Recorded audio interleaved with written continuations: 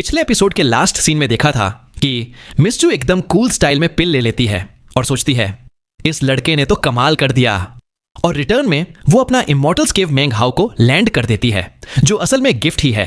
सब लोग शॉक्ड, जलन में और इम्प्रेस्ड हैं। पहाड़ी पर बैठे बूढ़े भी हंसते हैं और बोलते हैं ये लड़का तो कमाल का है, रिलायंस सेक्ट का असली मतलब समझ गया, भरोसा करना। मेंग हाउ पूरा पसीने पसीने सबके खतरनाक लुक्स को इग्नोर करता हुआ सीधा निकल पड़ता है अपनी नई इमॉर्टल्स केव की तरफ। जैसे ही वो साउदर्न माउंटेन के पास पहुंचता है, उसे दिखता है एक शानदार हरियाली से घिरा हुआ एंट्रेंस। वो सोचता है ये तो असली इमॉर्टल्स का घर है। वो जेड स्लिप को वेव करता है और केव का हरा पत्थर वाला दरवाजा एकदम जादू की तरह खुल जाता है। अंदर सॉफ्ट ग्लो, एक कमरा कल्टीवेशन के लिए, दूसरा स्टोन डोर से बंद। मेंग हाउ क्यूरियस होकर जेड स्लिप लगाता है और स्टोन डोर धीरे धीरे खुल जाता है। अंदर से एकदम ठंडी मीठी स्पिरिचुअल एनर्जी की हवा आती है। मेंग हाउ हैरान होकर बोलता है सिस्टर जू का इमॉर्टल्स केव, ये तो अनमोल है। अंदर एक छोटा सा स्पिरिट स्प्रिंग है जहां से रंगीन चमकती स्पिरिचुअल एनर्जी निकल रही है। वो सोचता है ये तो मैनुअल में पढ़ा था पर कभी देखा नहीं था। खुशी के मारे मेंग हाउ सीधा पालथी मारकर बैठ जाता है और मेडिटेशन शुरू कर देता है। कुछ घंटों बाद जब आंखें खोलता है तो महसूस होता है कि उसकी कल्टीवेशन में 1 महीने का प्रोग्रेस हो गया। वो सोचता है अगर ऐसे ही कुछ और दिन मिल जाए तो मैं second level of QE condensation पे पहुंच जाऊंगा। फिर वो डिसाइड करता है कि एनर्जी इकट्ठा होने देगा और समय समय पर आकर मेडिटेट करेगा। स्मार्ट मूव भाई, twist time, the copper mirror का हंगामा। अब मेंग हाउ को भूख लग रही है। वो सोचता है यार, आउटर सेक्ट ज्वाइन करने के बाद तो मैंने कुछ खास खाया ही नहीं। वो अपना कॉपर मिरर निकालता है जो उसे ट्रेजर पवेलियन वाले भैया ने दिया था। अब तक तो उसे लगा था कि मिरर एकदम बेकार है। वो स्प्रिट स्टोन भी निकालता है, थोड़ा उदास फील करता है। अब तो मुझे इससे कुछ खरीदना पड़ेगा वरना भूखे मर जाऊंगा। तभी उसकी नजर पड़ती है जंगल में एक वाइल्ड चिकन पर। वो बिना सोचे समझे कॉपर मिरर और स्प्रिट स्टोन को पॉकेट में डालता है और एकदम चीता की तरह जंप मारकर चिकन को पकड़ लेता है। फैटी कैसा होगा, उसके साथ मिलकर चिकन खाना मजा आएगा, वो सोचता है। पर तभी उसे फील होता है कि उसकी रोब के अंदर कुछ गर्म हो रहा है और चिकन एकदम से पैनिक में आ जाता है, जोर जोर से चिल्लाता है और फिर पॉप, चिकन का बट सच में फट जाता है। खून, पंख सब उड़ जाते हैं। मेंग हाउ एकदम शॉक हो जाता है। ये क्या हो गया, चिकन की तो बैंड बज गई। वो सोचता है कहीं ये मिरर का कमाल तो नहीं। अब मेंग हाउ की क्यूरियोसिटी लेवल 100 पर है। वो मिरर और स्पिरिट स्टोन निकालता है और सोचता है टेस्ट करते हैं। जंगल में थोड़ा आगे जाता है और एक वाइल्ड डियर मिल जाता है। वो मिरर डियर पर शाइन करता है और डियर एकदम से क्रेजी हो जाता है, भागने लगता है और फिर बैंग, डियर का भी बट फट जाता है। मेंग हाउ की आंखों में एक्साइटमेंट चमक उठती है। वो बोलता है ये तो असली ट्रेजर है, एक ऐसा ट्रेजर जो वाइल्ड एनिमल्स के बट है वही पीछे का हिस्सा एक्सप्लोड कर देता है। वाह भाई वाह। अब उसे समझ नहीं आ रहा कि ये मिरर का असली राज क्या है, पर एक्साइटमेंट में वो सोचता है और टेस्ट करते हैं, मेंग हाउ आएगा। आज जंगल में एकदम मस्त मूड में था, हाथ में वो कॉपर मिरर लेके जो अब उसका फेवरेट टॉय बन चुका है। जैसे ही वो जंगल में चलता है उसकी एक्साइटमेंट लेवल फुल ऑन है। जहां भी कोई वाइल्ड एनिमल दिखता है वो मिरर निकालता है और बैंग, एनिमल का बट फट जाता है। कभी 3 बार, कभी 5 बार, कभी एक ही धमाके में पूरा एनिमल उड़ जाता है। एक जायंट कॉन्डोर अभी लैंड भी नहीं हुआ था कि हवा में ही उसका पिछवाड़ा एक्सप्लोड हो गया। एक टाइगर तो मेंग हाउ पे जंप करने ही वाला था, लेकिन मिड एयर में ही उसका भी बट 5 बार फट गया, पूरा खून और घोर हवा में। मेंग हाउ खुद भी सोचता है क्या जबरदस्त ट्रेजर है ये मिरर, लेकिन ये सब पे काम नहीं करता। पाइथन और फिश पे कुछ असर नहीं हुआ, लगता है स्केल्स वाले एनिमल्स सेफ हैं। और हाँ, ये सिर्फ तभी काम करता है जब मैं इसे हाथ में पकड़ूं, बैग में तो कुछ नहीं होता। दोपहर से शाम हो गई। मेंग हाउ ने 100 से ज्यादा एनिमल्स का बैंड बजाया। जंगल की हवा में खून की बदबू फैल गई है, लेकिन उसको तो मजा ही आ रहा है। लेकिन एक्साइटमेंट के बीच में एक चीज और समझ आई, जंगल में सिर्फ वाइल्ड एनिमल्स नहीं, कभी कभी डेमोनिक बीस्ट्स भी मिल सकते हैं जो खुद कल्टीवेशन करते हैं। अब रात हो गई है और मेंग हाउ वापस इमॉर्टल्स केव की तरफ निकल पड़ता है। तभी हवा में एक गरम तेज बदबू आ जाती है। वो रुक जाता है, हार्ट बीट तेज हो जाती है। एकदम से एक मंकी टाइप डेमोनिक बीस्ट सामने आ जाता है, पूरा फर से भरा हुआ, रेड आंखों में डेंजरस लुक। ये beast second level of QE condensation पे होता है, मतलब नॉर्मल वाइल्ड एनिमल से काफी पावरफुल। बीस्ट एकदम से आग लगाकर मेंग हाउ पे जंप करता है। मेंग हाउ साइड में डक करता है, मिरर निकालता है और बीस्ट पे शाइन कर देता है। एकदम से बीस्ट की बट से ब्लड का फाउंटेन निकल जाता है। बीस्ट कंफ्यूज हो जाता है, फिर भी पीछे नहीं हटता। फिर से ब्लड एक्सप्लोड और अब तो बीस्ट की आंखों में हॉरर आ जाती है। वो अपनी बट को क्लॉज से कवर करता है, भागने लगता है, लेकिन 5 और एक्सप्लोजन हो जाते हैं। आखिर में एक बड़ा बूम होता है, बीस्ट का आधा बॉडी फट जाता है और वो मर जाता है। मेंग हाउ एकदम शॉक में मिरर को देखता है और सोचता है इवन डेमोनिक बीस्ट्स का बट भी सेफ नहीं है इस मिरर से। वो बीस्ट की बॉडी के पास जाता है, उसके अंदर से एक डेमोनिक कोर निकालता है, एकदम फ्रैग्रेंट, शाइनिंग, स्पिरिचुअल एनर्जी से भरा हुआ। वो सोचता है मैनुअल में पढ़ा था डेमोनिक कोर को खा सकते हैं, ये कल्टीवेशन के लिए बेस्ट है।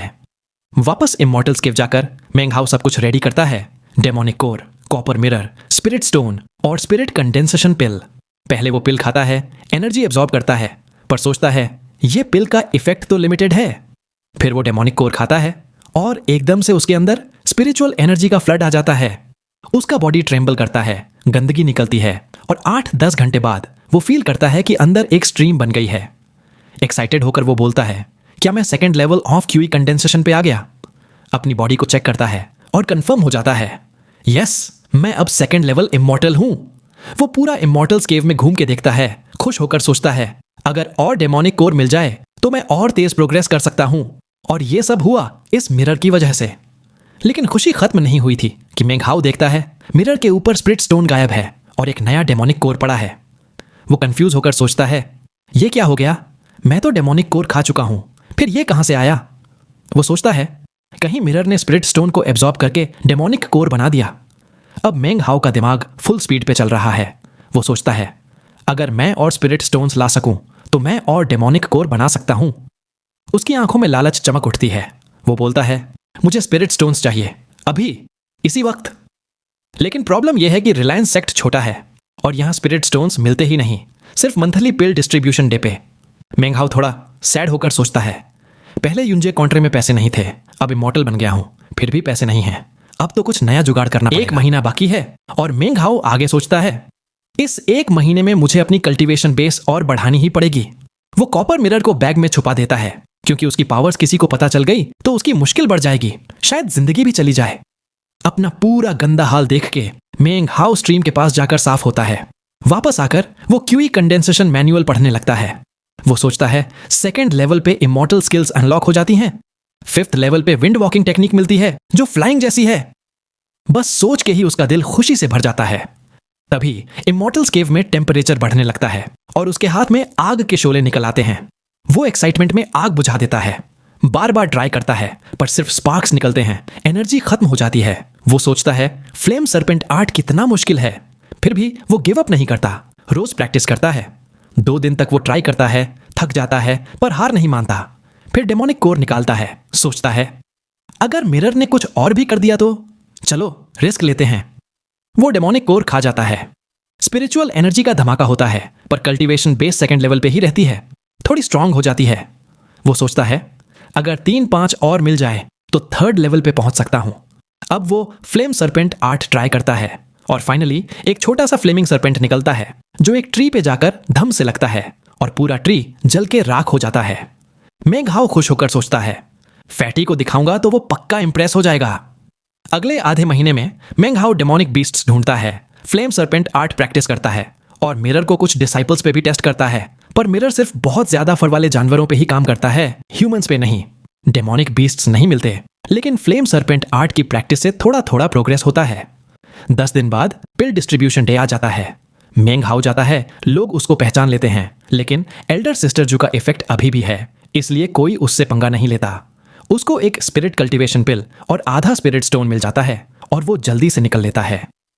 वापस इमॉर्टल्स केव जाते हुए अचानक जंगल से एक बंदा निकलता है, ग्रीन रोब, चोबोडिसिस, 25 साल का, घमंडी look, 3rd level of QE condensation, Elder brother जाओ वूगांग।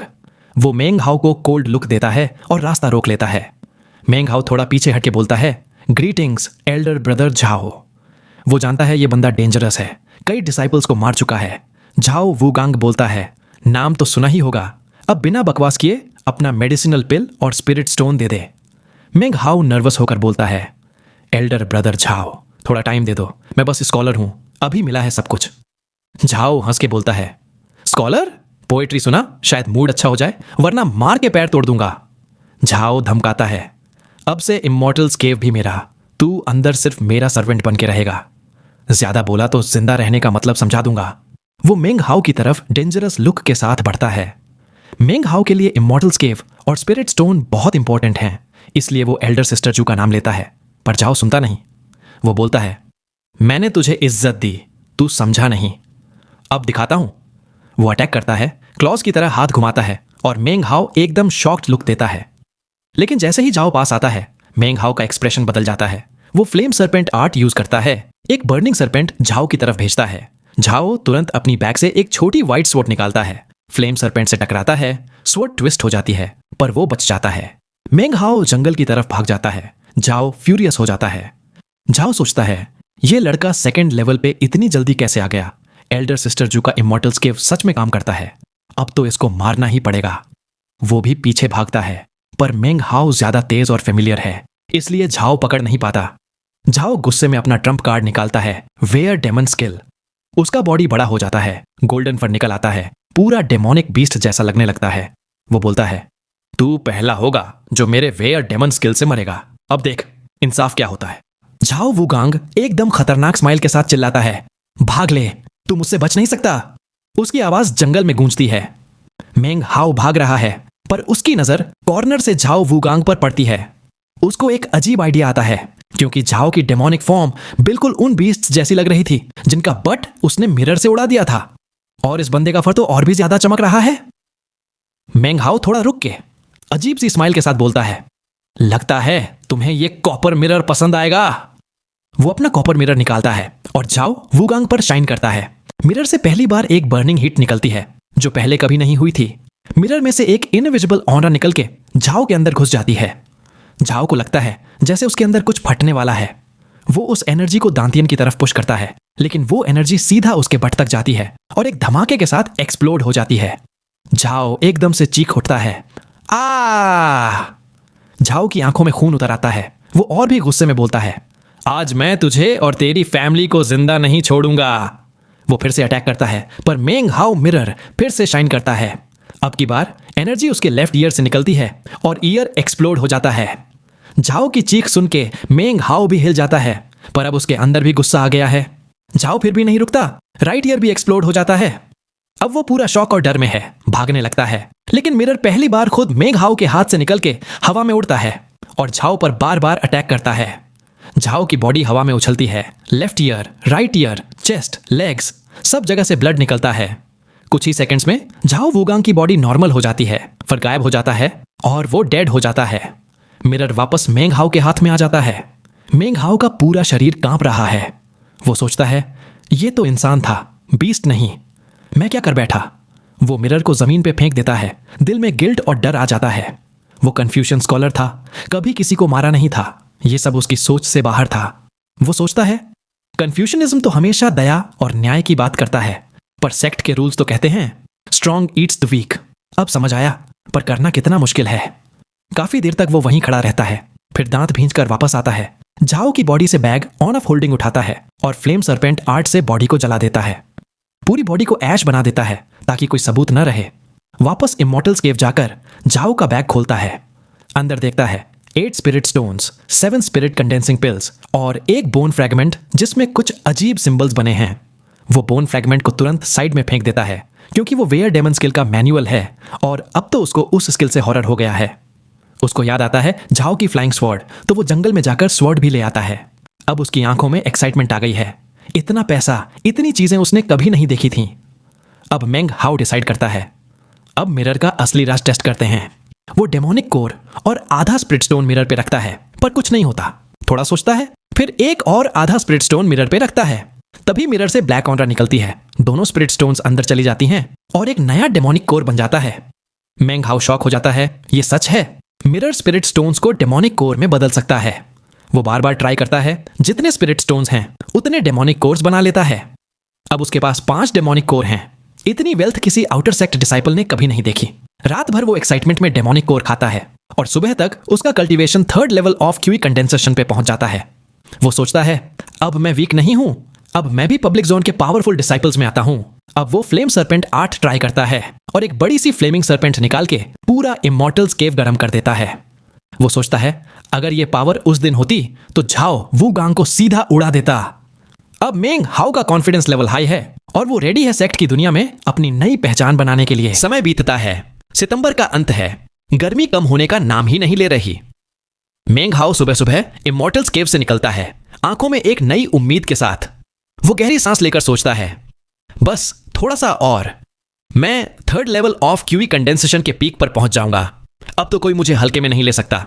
उसके चेहरे पर एक कॉन्फिडेंट स्माइल है, लेकिन फिर उसे याद आता है, यार स्पिरिट स्टोन्स कम पड़ रहे हैं और ये स्पिरिट कंडेंशन पिल्स तो अब काम की नहीं रही। वो थोड़ा उदास हो जाता है।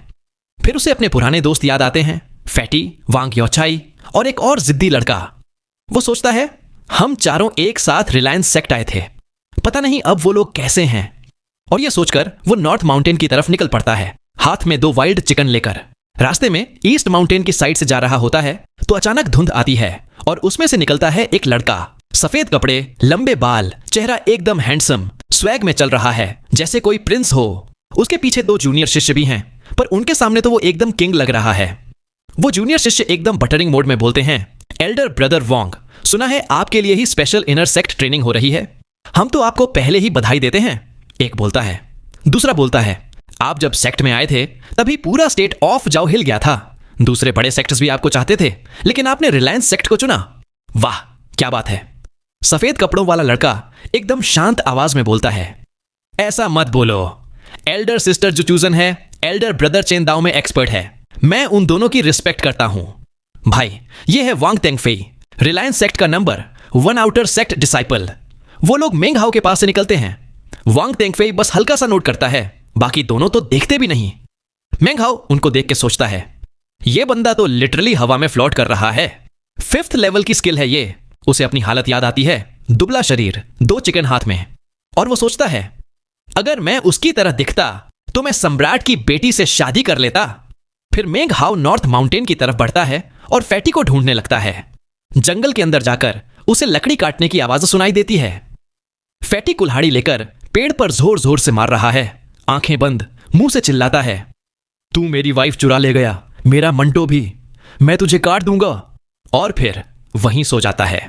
कुल्हाड़ी के हैंडल पर बाइट मार्क्स भी दिखते हैं। मेंग हाओ दूर से यह सब देख के सोचता है, फैटी तो और भी ज्यादा क्रेजी हो गया है। तभी फैटी की नाक हिलती है। वो आंखें खोलता है और बोलता है, वाइल्ड चिकन की स्मेल आ रही है, 2 चिकन। उसे लगता है मेंग हाओ चुपके आके उसकी मदद करता है। वो इमोशनल होके बोलता है, मेंग हाओ तू सबसे अच्छा दोस्त है, 2 महीने से चुपके आके मेरी मदद करता है, लकड़ी काट के चला जाता है। मेंग हाओ हल्का सा कफ करता है, सामने आता है। फैटी उसे देख के एक्साइटेड हो जाता है, मेंग हाओ तू आ गया, और ये 2 वाइल्ड चिकन भी। थोड़ी देर बाद दोनों चिकन रोस्ट करके पुराने दिनों की तरह मिल के खा रहे हैं। फैटी बोलता है, 2 महीने से चिकन नहीं खाया था, तू चिकन लाता तो और मजा आता। मेंग हाओ स्माइल करता है और नोटिस करता है कि फैटी के दांत पहले से लंबे हो गए हैं। वो पूछता है, कल्टीवेशन का क्या सीन है, कुछ स्पिरिचुअल एनर्जी फील हुई? फैटी डीप सा साई के साथ बोलता है, रोज प्रैक्टिस करता हूं पर कुछ फील नहीं होता, सिर्फ दांत बढ़ रहे हैं, लगता है कभी अपनी जुबान काट दूंगा। मेंग हाओ कहता है, मुंह खोलो, दांत दिखाओ। फैटी मुंह खोलता है, दांत सनलाइट में चमक रहे हैं। मेंग हाओ शॉक हो जाता है, सोचता है फैटी की ट्रेनिंग दांतों में चली गई है। अगर ऐसे ही चलता रहा तो ये दांत किसी ट्रेजर से कम नहीं होंगे। दोनों पुरानी बातें करते हैं। मेंग हाओ अपने एडवेंचर्स बताता है, मिरर की बात छुपा के। फैटी मोटिवेट हो जाता है, उसके अंदर भी 1st लेवल पे पहुंचने की उम्मीद जग जाती है। जाते वक्त मेंग हाओ उसको एक स्पिरिट कंडेंशन पिल दे देता है। फैटी खुशी से खा लेता है। वापस आते हुए मेंग हाओ वेस्ट माउंटेन के रास्ते से जाता है। वहां एक जगह पर पहुंचता है जहां एक बड़ा स्टोन टैबलेट है, ब्लड कलर का। उस पर लिखा है, लो लेवल पब्लिक जोन, सिर्फ 1st से 3rd लेवल तक के डिसाइपल्स अलाउड हैं। ऊपर देखता है तो डिसाइपल्स फाइट कर रहे हैं, खून उड़ रहा है, कोई चिल्लाता है हेल्प मी, और एक बड़ा बंदा खतरनाक स्माइल के साथ बोलता है, आखिर कौन तुझे बचाएगा? वेल, यहां तक आ गए। मैं आपसे पूछना चाहूंगा कि कैसी लगी आपको ये वाली वीडियो? मुझे पता तो नहीं है, पर इतना जानता हूं कि कहीं ना कहीं जरूर से पसंद आई होगी। और अगर पसंद आई है तो आप सपोर्ट करने के लिए सब कुछ कर सकते हैं। लाइक कर दीजिए, सब्सक्राइब करके हमारी छोटी सी फैमिली का हिस्सा बन जाइए, और शेयर भी कर सकते हैं। और हाँ, पहले से ही माफी चाहूंगा अगर कभी वीडियो ना आए तो, क्योंकि यार कुछ प्रॉब्लम्स आ जाते हैं जिसका आप कुछ नहीं कर सकते। बट मैं आप सभी का शुक्रगुजार हूं कि आप लोग मुझ जैसे छोटे यूट्यूबर को सपोर्ट कर रहे हो। साथ ही अगर वीडियो देखकर आपको लगे कि आप मुझे कुछ सजेशन दे सकते हो तो YouTube का कमेंट ऑप्शन आपके लिए ही है। आपके सजेशन को पढ़कर मैं पूरी मेहनत से और इंप्रूव करने की कोशिश करूंगा। ठीक है, मुझे बस इतना ही कहना था। लेकिन जाने से पहले आप कमेंट में बता सकते हैं कि इस वीडियो का कौन सा सीन आपको सबसे ज्यादा पसंद आया। मिलते हैं नेक्स्ट वीडियो में, तब तक के लिए राधे राधे।